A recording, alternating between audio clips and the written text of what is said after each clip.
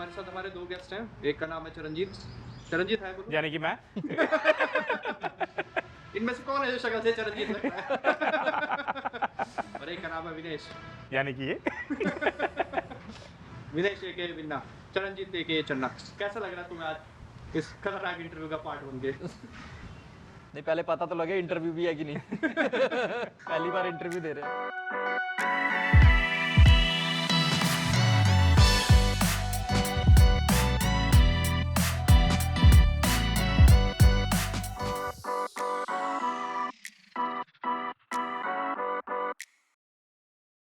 क्या चेंज आया लाइफ में ओवरऑल?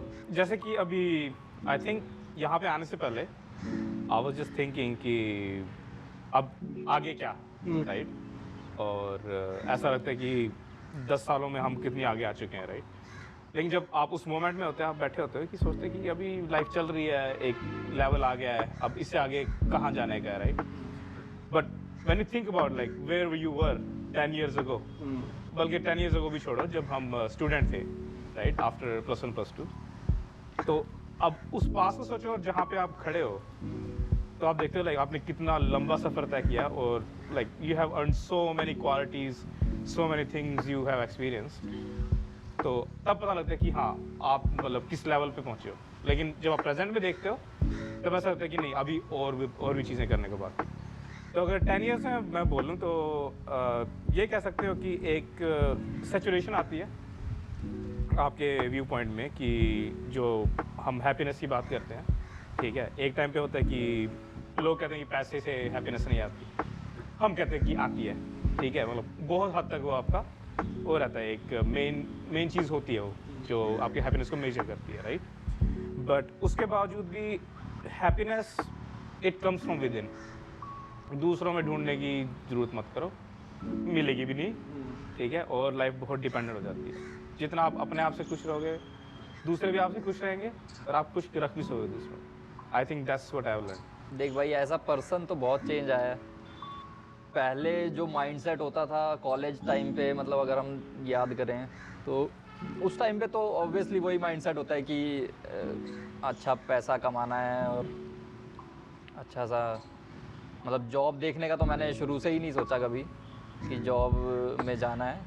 लेकिन उस टाइम पे एक यही होता था कॉलेज टाइम पे कि हाँ भाई पैसा ढंग से कमाना है। लेकिन उस अच्छा मेरे साथ ना थोड़ा अप एंड डाउन हुआ है। तो कॉलेज से निकलने के बाद मैं, पता ही है तेरे को, मैं उसमें चला गया था, थिएटर वगैरह हम लोग करते थे। तो फिर मैं एकदम से सोशल वाले उसमें चला गया कि पैसा वैसा कमाने में कुछ नहीं रखा हमें। हाँ, सोसाइटी के लिए कुछ करना है, देश के लिए कुछ करना है, दुनिया बदलनी है। That was a phase. जिस तरह से लोग मतलब आजकल इतने ज़्यादा सेल्फ सेंटर्ड हो गए हैं, मतलबी, और तो उस टाइम पे थोड़ा सा ये माइंडसेट हो गया था। और फिर उसी दौरान मैं उधर चला गया, आम आदमी पार्टी में जुड़ गया। उस टाइम पे अन्ना आंदोलन चल रहा था, तो वो बिल्कुल मतलब कहते हैं ना कि वेवलेंथ मैच कर जाती है, तो फिर उसमें मैं जाके जुड़ गया। वहाँ पे मैंने काफ़ी साल वहाँ पे काम किया और फिर उसके बाद से ही फिर अपनी कंपनी जो स्टार्ट करी डिजिटल की। अब जो मैं सोचता हूँ कि देखो, सोशल भी होना चाहिए पार्ट, लेकिन उसको पैसे वाले एंगल को भी आप इग्नोर नहीं कर सकते कि वो भी आप, क्योंकि आपके अब रिस्पॉन्सिबिलिटीज़ आ गई हैं, मैरिज हो गई है, बच्चा भी हो गया है, तो वो भी एक इम्पॉर्टेंट एस्पेक्ट है। ऐसा नहीं मतलब हर चीज़ का स्पेस है, लाइक कंटेनर है आपके पर्सनैलिटी के, तो आपको पैसे के लिए भी काम करना है और कुछ थोड़ा बहुत सोशल भी आपकी रिस्पॉन्सिबिलिटी बनती है, वो भी आप थोड़ा बहुत करो। पेरेंट्स को लेके भी आपको करना है, तो थोड़ा सा उस टाइप से थोड़ा सा व्यू एक वाइड हुआ है कि हाँ, कि हर चीज़ में आपको बैलेंस होना चाहिए। हाँ बैलेंस होना चाहिए। अब सेंस थोड़ी ऑफ रिस्पांसिबिलिटी ज्यादा आई है तेरी। हाँ ये कह सकते कह हैं, सकते वो तो उम्र के साथ तो अब आनी है ना, वो धीरे धीरे। तब हम क्या चीजें सोचते थे, ज़ाइगाइस्ट मूवमेंट देख के हम तब क्या सोचते थे, और एक्चुअल में प्रैक्टिकली लाइफ में क्या चीजें कैसे होती हैं, तो वो तो धीरे धीरे समझ आ ही जाती है। तेरी अब शादी हो गई अभी रिसेंटली, इस बीच तेरे को क्या फील हुआ है, या अभी तक उसके you haven't come to terms with the fact that you have got married, या कुछ आया चेंज सोच में उस वजह से? नहीं वैसे I have been relationship before right, तो अभी जो शादी है तो yeah like it's kind of like कि हाँ यार I am kind of habitual to it. तो जो चीज़ें होती हैं, जैसे नई रिलेशनशिप आपका स्टार्ट होता है राइट, तो आप साथ रहने लगते हो, आप की चीज़ें कॉमन हो जाती हैं right, and you have to take care of other person also, don't just think about yourself. पहले मैं जैसे सोता था तो मैं पूरा बेड कवर करके सोता था, अब मुझे ध्यान रखना पड़ता है कि एक और बंदा भी है तो वो चीज़ आप अवेयर हो जाते हो इन चीज़ों के राइट। तो yeah like it's different, it's exciting, क्योंकि now I am married so families are involved, तो I think yeah like it's pretty cool कि काफ़ी अच्छा एक्सपीरियंस है। फिर शादी का ऐसा भी ना, कमिटमेंट के ऊपर सीमेंट लगी है अच्छे से, तो एक सेंस ऑफ सिक्योरिटी आई है उसकी वजह से रिलेशनशिप में। यू कैन से दैट, क्योंकि खास तौर पे अपने यहाँ पे इंडिया में तो मैरिज मतलब दो इंडिविजुअल की नहीं, दो फैमिलीज की होती है राइट। तो आप जब वो चीज़ें देखते हो, जैसे आप सेंस ऑफ रिस्पॉन्सिबिलिटी की बात करो, कमिटमेंट की राइट, तो कमिटमेंट ज़्यादा अपने आप ही आती है, क्योंकि जब प्यार हर जगह से मिलता है ना आपको। अब जैसे मैं अपने ससुराल में जाता हूँ जब भी, तो इतनी इंपॉर्टेंस मिलती है, प्यार देते हैं ना, तो आपके अंदर अपने आप ही आती है कमिटमेंट कि नहीं like I need to commit, like कि हाँ जब आपको इतना आगे से क्या कहते हैं आपको बिठाया जा रहा है। हाँ राइट, तो आपको लगता है कि नहीं लाइक क्या if I deserve this, like yes कि like it's cool, it's doable. तो commitment is not like something you are scared of anymore. 3 बड़े इंसिडेंट होते हैं इंसान की लाइफ में, इवेंट्स होते हैं। एक तो इंसान जब अर्न करना स्टार्ट होता है, सेकंड जब उसकी शादी हो जाती है जैसे उसके रिसेंटली हुई है, फिर एक बेबी हो जाता है। तो ये 3 बड़े इवेंट जब तेरी लाइफ में आए, क्या बड़ा चेंज आया तेरी लाइफ में उसकी वजह से? एक तो फर्स्ट टाइम तूने अर्न किया, जब पहली बार तेरी अपने पैसे देगी, आज मैंने अर्न किया फर्स्ट टाइम। हाँ वो तो इतना बड़ा कोई चेंज नहीं उस टाइम पे ऐसा मुझे लगा, क्योंकि इतना कोई बहुत ज़्यादा ड्रास्टिक चेंज तो नहीं आया उसमें भी, क्योंकि धीरे धीरे से ही स्टार्ट किया हमने थोड़ा बहुत से। और क्योंकि हमें हो ही गए थे 3-4 साल हो ही गए थे वही काम करते हुए, सेम काम ही हमारा चल रहा था, तो जो हम पहले उसके लिए करते थे अब वो हम अपना इंडिविजुअल कर रहे हैं, तो उसमें तो इतना कोई चेंज नहीं लगा। लेकिन हाँ शादी में तो it was a very drastic change, मतलब जो मेरी पर्सनैलिटी शादी से पहले की थी और जो मेरी सोच थी और जो मेरा व्यू था इसको लेके, शादी को लेके। हम तो सोचते हैं उससे पहले तो किसके लिए जीता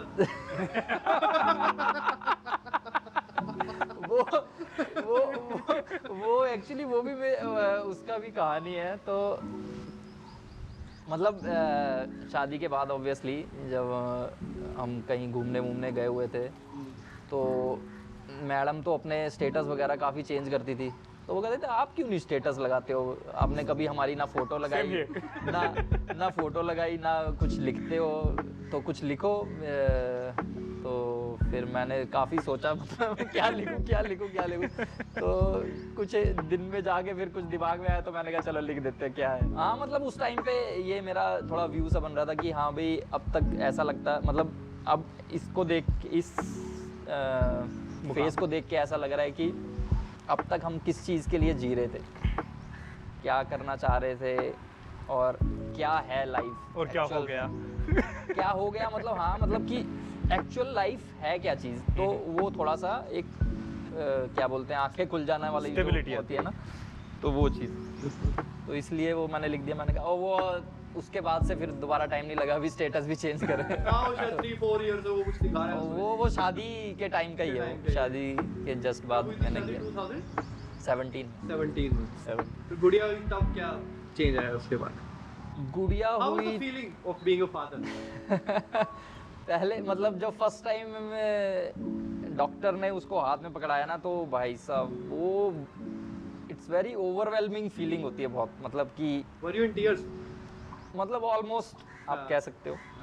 बहुत ज़्यादा इमोशनल फील होता है वो। मतलब शादी से पहले जैसे मैंने तेरे को बताया भी था कि मैं ना अवॉइड करना चाह रहा था कि मतलब हाँ किसी तरह बच जाऊँ, अभी ना हो, बाद में देख लेंगे। मेरी दुल्हन तो आजादी है। मेरा हमेशा से ये रहता था कि जब तक बिल्कुल सिर पे ना पड़ जाए ना। कई लोग तो जैसे ऐसा होता है ना कि उनको ऐसा पता चले कि भाई 6 महीने बाद शादी है, तो अभी से ही वो हाथ पैर मारना को शुरू कर देते हैं कि भाई नहीं मुझे नहीं करनी, ये है वो है ये है, नहीं करनी। तो मेरा उस टाइप से नेचर नहीं है। मेरा ये होता है कि चल जब आएगी तब देखेंगे। अभी 6 महीने पड़े हैं, जब पास पहुंचेंगे। हाँ मतलब पहले से हो हल्ला मचा के अपने घर वालों को भी परेशान करो, सबका माइंडसेट खराब करो। जब अगर कुछ ऐसा होना भी होगा तो एंड में जाके करेंगे ना। तो जब आपको कोई कंट्रोल नहीं होगा। हाँ, तो उस टाइप का था। तो पहले तो मैं वही उस टाइम पे पार्टी में काफ़ी इन्वॉल्वमेंट थी। तो पार्टी मींस आम आदमी पार्टी। हाँ यहाँ पे स्पेसिफिक कर दो वरना लोगों को लगेगा ही वाज पार्टी गाय। तो उस टाइम पे ये था कि भाई अगर इधर फंस गए तो फिर उधर टाइम नहीं दे पाएंगे, क्योंकि इधर की रिस्पॉन्सिबिलिटी आ जाएगी और फिर तो फुल टाइम उसमें लगना पड़ेगा। भाई कमाओ, फैमिली पालो, बच्चा करो, ये करो वो करो। तो मेरे को लग रहा था कि जो फिर हम जिस मिशन को लेके जो जा रहे थे पार्टी में वो नहीं हो पाएगा। तो इस टाइप की मेरी थिंकिंग थी उस टाइम पे। लेकिन मेरा ऐसा कोई वो नहीं था, रेजिस्टेंस नहीं था कि मुझे शादी नहीं करनी, ऐसा कुछ नहीं था। लेकिन जस्ट मैं वो उस वजह से अवॉइड करना चाह रहा था कि मैं फिर एक जगह फंस जाऊंगा, जो मैं चीज़ करने गया हूँ वो नहीं हो पाएगी। लेकिन जब शादी हो गई तो मतलब मुझे ना काफ़ी रिलैक्स फील हुआ। मतलब कि एक तो मैडम का नेचर थोड़ा काफ़ी अच्छा मिल गया मेरे को थैंकफुली। तो काफ़ी अंडरस्टैंडिंग और ये तो मेरा जो है उनके साथ काफ़ी अच्छा कोऑर्डिनेशन, तालमेल जिसे कहते हैं, बन गया कि मेरे को ऐसा नहीं फील हुआ कि मैं फंस गया हूँ। मैं अपना काम भी इजीली कर पा रहा हूँ, फैमिली को भी केटर कर पा रहा हूँ। तो फिर मेरा थोड़ा सा व्यू चेंज हुआ। नहीं भी शादी इतनी भी बुरी चीज़ नहीं है, ये वैसे ही लगती है। वो एक चेंज काफ़ी आया मेरे में। और सेंस ऑफ रिस्पॉन्सिबिलिटी तो अपने आप ही आ जाती है जब आप पार्टनर है आपके साथ। तो वो फिर आप चीज़ों को उस तरह से सोचने लग जाते हो कि हाँ भाई उसके पर्सपेक्टिव से भी, अपने पर्सपेक्टिव से भी। तो वो तो अपने आप ही, आई थिंक वो तो अपने आप ही हो जाता है। इसके साथ भी मेरे को, इसको भी थोड़ा सा तो पता लग ही गया होगा कि तू तो पहले से भी एक्चुअली, हाँ तेरा तो पहले से भी रिलेशनशिप वगैरह रहे ना, मेरा ऐसा कुछ था नहीं। मेरे को थोड़ा सा लगा कि हाँ भी एकदम से मेरा ड्रास्टिक चेंज हो गया। और मैडम ने भी मेरे को बताया कि भी आपका एकदम से नेचर में चेंज आया है, क्योंकि शादी से पहले मैंने कोई ज़्यादा बातचीत नहीं करनी, कोई फालतू फंड मैंने किए ही नहीं। मतलब मैं तो अवॉइड करने की कोशिश कर रहा था ना, तो मैंने फालतू फंड किए ही नहीं कि भाई घुमाने लेके जाऊंगा इधर उधर। तो उसके बाद तो फिर हम काफ़ी घूमे भी हैं। उसके बाद तो बेबी होने के बाद तो भाई वो फिर एक और लेवल अप हो गया। अब नेक्स्ट लेवल रिस्पॉन्सिबल फीलिंग आ गई अब तो, कि अब उसके फ्यूचर का भी सोचना है, हर चीज़ में उसको भी इन्वॉल्व करके देखना है कि हाँ भाई उसके लिए ठीक रहेगा नहीं रहेगा। अगर अपने कैरियर का भी सोच रहे हैं तो वो उसमें उसको भी ध्यान रखना है कि हाँ भाई। चलो मेरा एक क्वेश्चन है इसमें, मैंने बहुत सुना है, जैसे कि मेरी एक फ्रेंड है तो उसने मुझे बोला कि you know like your parents love you. मैं कहा या लाइक आई नो। कहती but you will realise it more when you will have your own kid. जितना आप उसको प्यार करते हो ना, then you will compare that how much your parents love you. Did you feel that? हाँ कह सकते हैं। तभी आपको एक्चुअल में अपने पेरेंट्स की वर्थ पता चलती है। Yes. अब उससे पहले ना आप फॉर ग्रांटेड सा लेते Yes. हो अपने पेरेंट्स को ना। You're right. तो उसके बाद आपको रियलाइज होता है कि हाँ। और दूसरा जब उनका भी इन्वॉल्वमेंट होता है बेबी के साथ, तो बहुत सारी आपके लिए चीज़ें आसान हो जाती हैं। तो फिर आपको पेरेंट्स की रियल वर्थ पता चलती है। Like yeah, compared to Chiranjeev, like I was like way late to get married, right? but I was waiting for my brother. I can say that, I would say maybe. So my brothers got married last year. So मैंने कहा चलो अब कोई बहाना नहीं बचा, let's do it. So past relationships I would say कि you'll learn experience, ठीक है, और ये कोई बुरी चीज़ भी नहीं है। कम से हाँ कम मतलब तेरा रेजिस्टेंस तो नहीं रहा कभी शादी को लेके? शादी को लेके you know what, like since I was a kid, like I was kind of excited that I will get married someday, right? But as we grow older, then we kind of like start avoiding it, especially after like 9th standard till like 12th, क्योंकि उसके बाद हमको पता लगता है कि अभी तो कुछ किया ही नहीं लाइफ में, अभी शादी कहाँ से क्या करेंगे, राइट? और उसके लिए तो कमाना ही पड़ेगा। छोड़ो फिर क्या फायदा है शादी। हाँ राइट। और यहाँ ये इस वजह से भी होता है कि तुम्हारे दोस्त सब ऐसा कर रहे हैं। हाँ हाँ। पीयर प्रेशर भी होता है। पीयर प्रेशर काफी होता है, और जब मतलब अब I think I am one of the like last person to get married in our group. वो चीज़ भी एक दिमाग में होती थी, लेकिन जब दिखा कि कोई है नहीं दोस्त जिसको मैं कह सकूं कि तू भी बैठा, चल हम दोनों बैठते हैं, सलमान खान की हम कंपनी ज्वाइन करते हैं। तो मैंने कहा यार लाइक लेट्स डू इट, क्योंकि पास्ट रिलेशनशिप में था तो like it was a bad experience, और हम अलग हुए, म्यूचुअल अंडरस्टैंडिंग थी, और आप सीखते हो, काफ़ी चीज़ सीखते हो। सबसे पहली चीज़, आपको बालों के साथ रहना आ जाता है। जब आपको जगह जगह बाल दिखते हैं ना, आप कहते हैं कि like oh okay that's something new, right? Like then you realise like how clean your mum used to keep your house. ये कि उनके बाल ही दिखते थे जब आप घर में रहते हो, राइट? और फिर वो चीज़ें आपको देखनी पड़ती है। उसके बाद जब आप देखते हो मूड स्विंग्स भी होते हैं उनके, तो वो चीज़ें कि आपको जब प्रैक्टिस होने लगती है ना, then you become like kind of more responsible on those things, right? तो वो चीज़ ही like and I kind of had experience of having kind of pet. We had an aquarium, तो कुछ फिश हमने पाली थी। तो जैसे तो वो भी एक्सपीरियंस रहा। तो उसमें जब कभी फिश मरती थी, and I would get emotional. I was actually more emotional than my partner. तो मैं उनको दबा के भी आता था जमीन में कहीं पे। तो वो चीज़ एक्सपीरियंस की है। तो yeah like it's good actually. तो आपको पता लगता है कि लाइफ में क्या होगा, like and right now parents are not involved, और अगर कोई प्रॉब्लम होती है उसमें, then you have to sort it out. You can go to parents. Problems होती हैं, और ये इज पार्ट ऑफ लाइफ, ठीक है? तो वो चीज़ अंडरस्टैंड करना बहुत मुश्किल होता है शुरुआत में। शुरुआत में आपको लगता है कि क्या रिलेशनशिप, तभी लोग भागते हैं शादियों से क्योंकि ये प्रॉब्लम आ रही है, राइट? और उसने ऐसा बोल दिया, या फिर इनका है ये हर महीने कोई ना कोई बहाना चाहिए, मेरी खुशी बर्दाश्त नहीं होती। तो ऐसी बातें आपके दिमाग में आती है। But when you see it in longer term, like yeah like it's part of life, ठीक है? अगर आप दो भाई भी साथ में रह रहे हो, ये होगा। जहाँ भी दो पर्सन इकट्ठे रह रहे हैं, वहाँ पे होती है ये चीज़। तो इट्स पार्ट ऑफ लाइफ। तो you have to get over it, you have to be more mature. और एक चीज़ ये भी मैंने सीखी, जब लोग कहते हैं कि रिलेशनशिप में जिसके हाथ में चाबी होती है, राइट, तो वो हेड होता है, तो चाबी नहीं खोनी चाहिए। बट जब रिलेशनशिप में था, तो उस टाइम पे वी बोथ पुट 50% ईच। तो चाबी वाली बात कभी आई नहीं कि मतलब कंट्रोल किसके हाथ में है, राइट? तो वो उसके ऊपर होता है कि आप लॉजिक लगाओ कि हाँ क्या चीज़ सही है, दोनों के लिए सही है। कहीं जाना है, like is it worth it, do you have enough money to put it in right now to go for a tour और समथिंग, राइट? तो लॉजिकली आप बातें करो, like it's as good as living with a friend. तो I think that's what I learn. तो जो work life है उस पर क्या इम्पैक्ट रहा है तेरा चलने, स्पेशली फैमिली जब सेटल हो गई, तो क्या काम को लेकर थोड़ा ज़्यादा सीरियस हुआ है पहले से कि एक अर्निंग को लेकर तुझे एक बेंचमार्क सेट कर दिया होगी, इतना तो करना ही पड़ेगा और इस तरह से कुछ करना? नहीं, वैसे इतना प्रेशर मतलब नहीं हुआ, फील नहीं हुआ, क्योंकि एक्चुअली मैडम की भी जॉब थी, तो वो भी उनकी भी रिलीफ भी मिला, मतलब एक source of second source of income. हाँ, मतलब एक तरह से ना थोड़ा सा वो भी रिलीफ हुआ है कि चलो अगर मेरी तरफ से कुछ दिक्कत भी होती है तो एक बंदा तो है जो संभाल लेगा, क्योंकि उनकी परमानेंट है जॉब।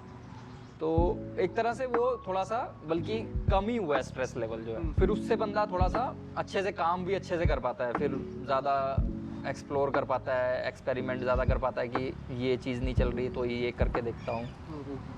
तो वो नहीं तो नॉर्मली क्या है, फिर वो अगर सारा बर्डन मैं अपने ऊपर ही लूँगा तो फिर एक स्ट्रेस लेवल होता है और फिर बंदा परफॉर्म नहीं कर पाता, फिर और 36 दिक्कतें हो जाती हैं। तो उस एंगल से देखूं तो एक पूरा मतलब इस वजह से ही मेरे को काफ़ी अच्छा लगा कि हाँ भाई इतनी भी बुरी चीज़ नहीं थी शादी करना। I would say like you kind of get a support system when you Right. get married. हाँ और वो बहुत ज़रूरी होता है आपकी मैरिड लाइफ में या फिर किसी रिलेशनशिप में। अगर वो सपोर्ट सिस्टम ना हो, like yes, some people are able to actually handle that kind of stress because that's kind of part of their life. Some people actually get excited when they are stressed, right?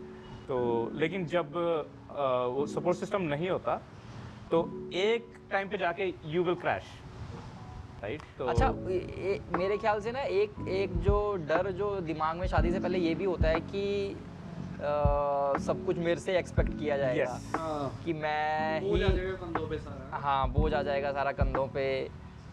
तो वो नहीं हुआ तो मैं काफ़ी relief feel किया मैंने। हाँ तो क्योंकि हम अकेले तो कैसे भी रह लेंगे, पैसा ज़्यादा होगा कम होगा रह लेंगे, हाँ भाई थोड़ा कम में गुजारा कर लेंगे।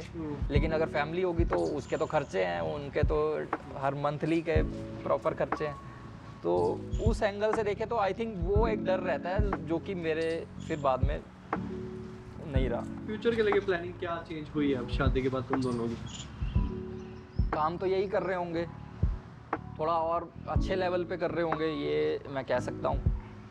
जैसे जो इम्प्रूवमेंट अभी तक हो रही है तो लेवल बढ़ेगा ही। फैमिली भी एक तरह से अब सेटल्ड है तो एक जगह हमारी फिक्स हो गई है, अनलेस कि हम कुछ और सोचते हैं कि फ़ॉरेन जाके सेटल हों या ऐसा कुछ बने प्लान।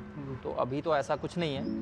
तो आई गेस जो अभी चल रहा है जैसा 10 years डाउन द लाइन भी वही होगा। बढ़िया, बस ग्रो कर जाएंगी चीज़ें। हाँ ग्रो कर जाएंगी चीज़ें थोड़ी सी।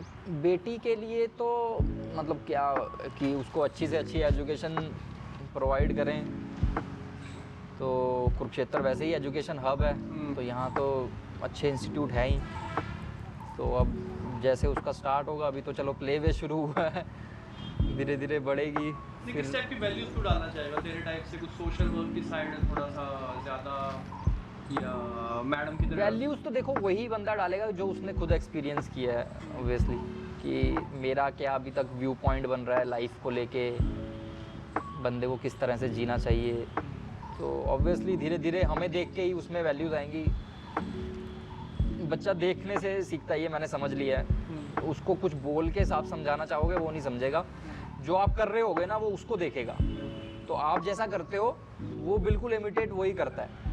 तो वही सेइंग है ना कि action speaks louder than words. तो आप उसको बोल बोल के नहीं उसको कुछ करवा सकते, आप उसको करके दिखाओ, वो आपके पीछे करेगा। जैसी हमारी थॉट प्रोसेस है, जैसा हम काम करते हैं, ऑब्वियसली वो भी वही सीखेगी फिर हमारे पीछे पीछे। बाकी आगे फ्यूचर में क्या होगा वो कौन कह सकता है। अभी तो I think I am still kind of a child. I'm still raising my inner child. ठीक है, but yeah, like possibly in an year or so, that's what we are thinking. Because ये चीज़ मैं हर एक उसको बोलता हूँ, मतलब पहले बोलता था जब भी मैं काम करता था। तो जैसे मैंने पूछ लिया किसी को से like, oh how old are you, and they're like I'm 35, right? So I'm like when are you getting married? And they're like yeah, like we are in a relationship, we're gonna get married in like 2-3 years. I'm like yeah, get married before 40, because when your kid's gonna be 20, you're gonna be 60. And then when you're gonna be going to their graduation, then they're like, oh, your granddad has come out to graduation. No, that's my dad. Right? So now those things are kind of applying to myself. Right? So उसके लिए हाँ थोड़ा effect पड़ता है, but in the end ये आपके ऊपर depend करता है। हेल्थ कॉन्शियस होते हो, अपनी डाइट अगर उस पर कंट्रोल करो then age is just a number. तो उस पर ज़्यादा वो नहीं है, but हाँ अगर चाइल्ड का देखो तो या like next 1 or 2 years, it will take a bit more time maybe, because my other half is in UK right now. तो एक साल तो लगेगा कम से कम उनको कनाडा आने में, and then we are thinking about buying a house and then we will start a family. तो एक साल तो कम से कम मिनिमम होगा उसके बाद, और उसके बाद then we will go for the kids. और उसकी तो प्रेफरेंस है कि ट्विंस एक बार में डन। She doesn't want. बात ही क्या है? She's like, I just want twins. I just want to get done one at a time. मेरी मैडम भी ऐसे ही बोल रही थी। अच्छा, कि ट्विंस हो जाए तो ज़्यादा बढ़िया है। एक ही बार में खत्म हो काम। हाँ, कहते उससे बढ़िया बात नहीं है। और as Channa is blessed with a girl right, तो वो मैंने उसको बोला कि first attempt if it's not gonna be a girl I am not gonna take a chance, I am gonna adopt a girl after that. ठीक है, क्योंकि like as we are just like 2 boys, so we really wanted a sister, तो ऐसा है कि हाँ एक girl child होनी चाहिए। तो किड्स को लेके मेरा ये हुआ है पर्सपेक्टिव, और आगे देखते हैं कि like what future holds next 10 years, who knows, maybe I'll think about moving back here or whatever, ठीक है, but I'm not gonna be like working as an employee for sure, और जो मेरी पार्टनर है उसकी भी काफ़ी अच्छी है, जॉब काफ़ी अच्छी है उनकी, तो वो भी आएंगे, तो एक फाइनेंशियल सपोर्ट जो चरणजीत बोल रहा है like that's also there, so I am kind of feeling secured, and that's one of the most like positive thing you can think of. जैसे पेरेंट्स के साथ है तो ऑब्वियसली बात है, पेरेंट्स भी पिक्चर में आते हैं राइट, तो उनको भी like I am trying to get them to Canada, but who knows if they can like it और नॉट, तो वो हम चेक करेंगे पहले कि अगर वो वहाँ पे होते हैं तो it's better for the family right, and उनके अलावा कुछ है भी नहीं हमारे पास, सो या आई think that's I am looking at next 10 years, तो या ऐसा कुछ है कि खुद की फैमिली होने के बाद people tend to be more religious और स्पिरिचुअल, इज इट सो? अभी तक मेरे साथ तो ऐसा कुछ नहीं हुआ है। But you have been religious all like since start? नहीं।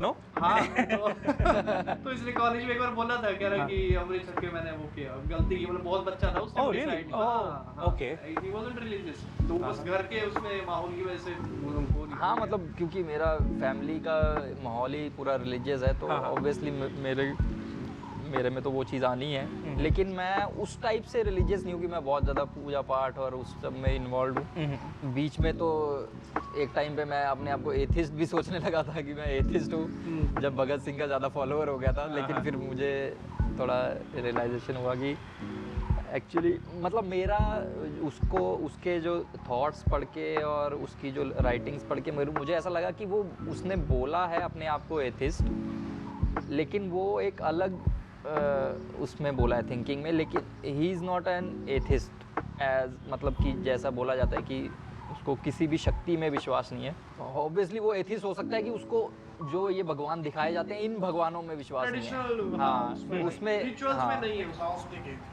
हाँ तो वो चीज़ है, मेरे साथ भी वैसा ही है।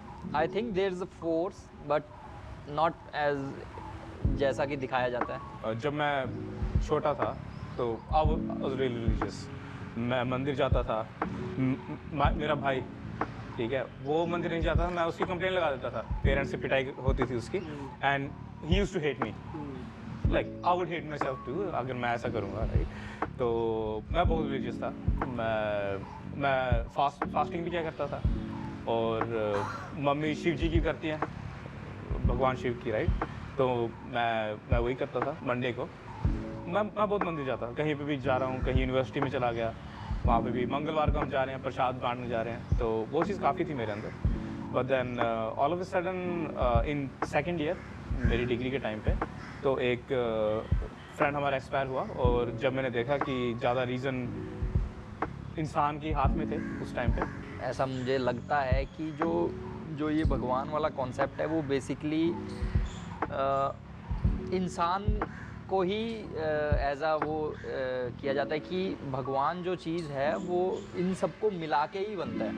मतलब इंसान का एक बेटर वर्जन है, मतलब बेस्ट वर्जन कह सकते हैं। यस हाँ ये कह सकते हैं, और उसका वो कंसेप्ट इसलिए घड़ा गया है कि लोग उसको देख के वैसा बनने की कोशिश करें, कुछ रेफरेंस कि पॉइंट हाँ, लोगों के पास। हाँ कि आप अपने आप को इम्प्रूव करो, आप भी मतलब वो क्वालिटीज़ अपने अंदर लेके आओ, और जैसे बोलते हैं ना कि भगवान ने ये कर दिया, भगवान ने वो कर दिया, है ना, तो वो एक्चुअली में किया तो किसी इंसान ने ही है, उसमें क्वालिटीज़ उस टाइप की उसने अपने इनकलकेट कर लिए हैं, और वो उस तरह से काम कर रहा है। हाँ काम कर रहा है, उस टाइप से काम कर रहा है, तो वो आई थिंक वो मेरे को ज़्यादा लगता है कि कंसेप्ट इज़ लाइक दैट, कि बजाय कि ये किसी को उसको पूजा करने के और वो करने के, भगवान का कंसेप्ट जो था वो इसलिए था कि आप एक आइडियल उसको वो दिखाओ और जो सब लोग हैं वो उसकी तरफ बढ़ने की कोशिश करें कि वैसा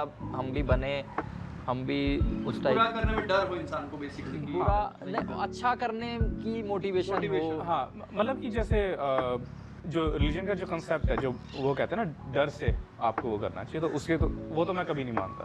तो आपके अंदर अगर अच्छाई है, आपका आचरण वैसा है जिसको हम कहते हैं, और अगर आप कभी भी देखो जो हमारे धार्मिक सीरियल होते हैं, कोई भी ग्रंथ होते हैं, उनमें ये लिखा होता है कि जो इंसान है, इंसान से जो मनुष्य कहते हैं हम उसको, तो उससे देवता इतना प्यार क्यों करते हैं? कहते हैं क्योंकि उसके अंदर देवीय और आसुरी गुण दोनों होते हैं। तो जिस साइड वो टिल्ट करता है, जिस साइड उसका झुकाव होता है, तो उस आचरण की वजह से वो बनता है, चाहे वो देव बन जाए या असुर बन जाए, राइट? तो जो भी कहते हैं कि वो असुर है या वो देव है, वो और कहीं नहीं, वो मनुष्य से ही निकले हैं, बट इट्स जस्ट कि उसका आचरण कैसा था।